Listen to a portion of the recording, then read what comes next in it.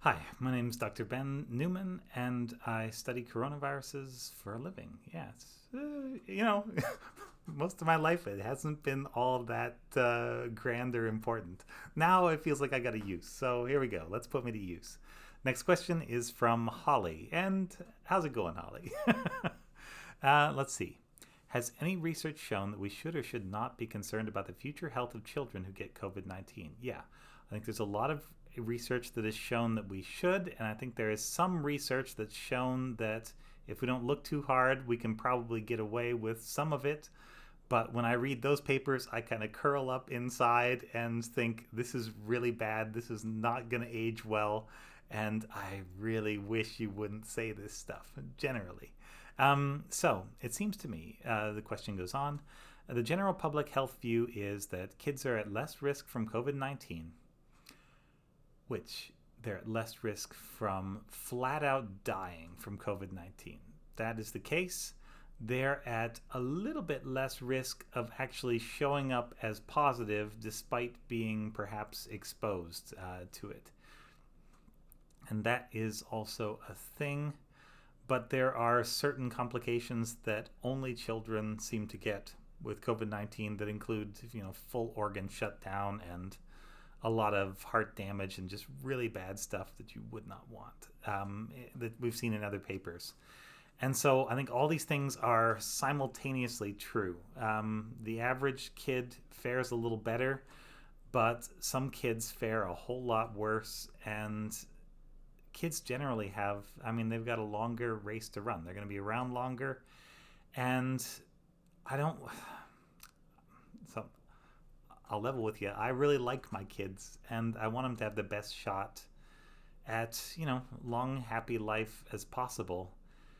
We're in this little moment in time, this moment of, we don't have to go into all the things that are happening in this moment, but there's a lot of sort of contrarian anti-science, I would say nonsense going around. And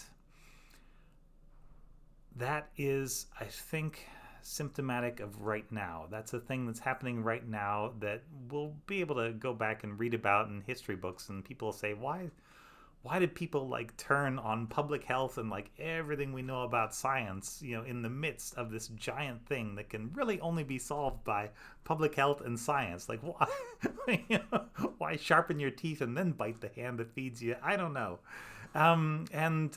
Future historians are going to have a lot of fun with that. Just wow, yeah.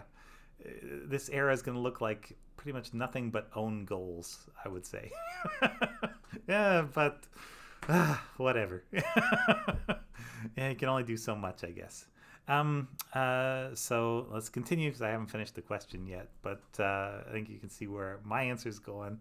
Let's see. Kids have mild symptoms and usually recover easily. Yeah, that's a line, but when people look more carefully, they find that there is actually considerable damage in a majority of kids. Damage to the heart, for example. And heart disease is a thing that everybody eventually gets to some extent or other. And it's a thing that goes on to kill a large proportion of us in some way or another. And so kids start out without heart disease, and it builds up over time as you eat delicious hamburgers and all the other wonderful things. Do a little less exercise than you should, whatever. Yeah.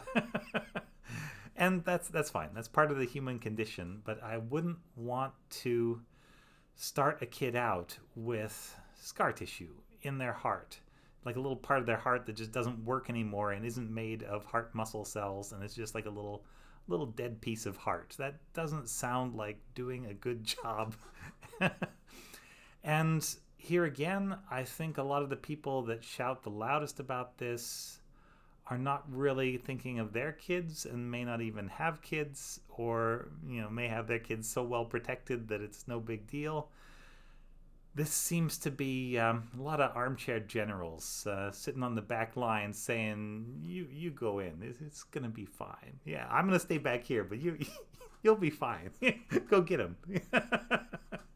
And there are definitely reasons why they're trying to do this. There are places where the online education has not worked well, And to some extent, yeah, kids need socialization like puppies need socialization.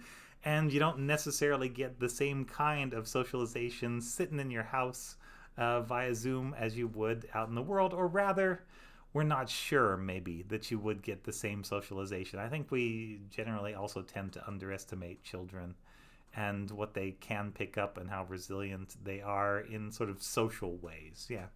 So I don't know. I feel like I feel like we're putting real health risks on the one side, not risks, but like real health damage on the one side, and these sort of social things that we don't really understand and are probably estimating wrongly on the other side. And for me, those two don't balance, but I understand the one side a lot better than the other side, like the sort of molecular, what the virus does side. So, in a sense, I think this statement is brought to you by my biases. My biases informing what I do, since 1974. Yeah. So, yeah, that's kind of how I feel about that. And I absolutely cringe inside and sometimes get a little bit mad when I hear people being very, very cavalier about, well, kids have to go back to in-person school, 30 in a classroom, whatever. I got a piece of plexiglass in there, so now everything's going to be fine. Stuff like that. Just the stupid really hurts is how I feel. And now we're on to, yeah, that's my feelings. That's not science, and that's probably not why you come here. So I don't know. This has been kind of meandering and rambling and whatever, but that's why I'm thinking the way I am in particular. Yeah, if you got adults or old people that super want to go out and have maskless fun together, as long as they stay away from everybody else forever, I guess that's fine. But kids, you don't know what they're going to want to do later and what you're maybe preventing them from doing by allowing them to be exposed to this virus, which we know for sure is bad. The question is not whether it's bad or not. The question is, how bad is it? Is it really that bad? And I really favor a cautious approach on answering that question, because the unknowns are there. But if you look at like a risk benefit analysis, the one I'm doing in my mind, yeah, like I said, the two sides of the equation do not balance very well for me. So anyway, I guess that's more about me than science, but at some level, I guess that's all I got. Thanks very much. I hope that helped in some way, and I like that you're thinking about these things. And yeah, good luck out there, because we're a couple of people, but there's a whole world that seems to be of a very different mindset, or at least the really loud people seem to be. So stay strong. All right. Thanks very much. This has been Ask Dr. Ben.